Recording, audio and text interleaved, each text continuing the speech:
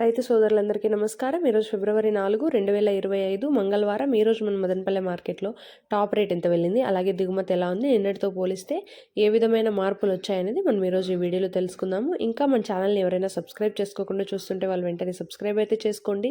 ఇంక ఈరోజు మదనపల్లె మార్కెట్లో వేలంపాట్లు ఎలా వెళ్తున్నాయని చూస్తే ఫాస్ట్గానే జరిగాయన్నమాట ఈరోజు వేలంపాట్లు. అలాగే దిగుమతి చూసుకుంటే నిన్నటితో పోలిస్తే దిగుమతిలో అనేది ఎటువంటి మార్పు లేదు. ఒక వారం రోజుల నుంచి మార్కెట్లోకి దిగుమతి అనేది యథావిధిగానే వస్తుంది. అంటే అలానే పెరగడము లేదు, అలానే తగ్గడము లేదు. రోజు ఎలా వస్తుందంటే మరీ అంత ఎక్కువగా రావడం లేదు, మరీ అంత తక్కువ ఒక మాదిరిగా అయితే వస్తున్నాయని చెప్పొచ్చు.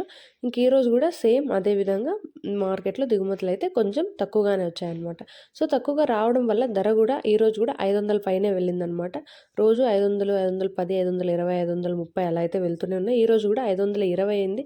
చూద్దాము ధర అనేది ఇంకా పెరుగుతుందా లేకుంటే ఇంతకే పరిమితం అవుతాయా అనేది కూడా చూద్దాము రాబోయే రోజుల్లో.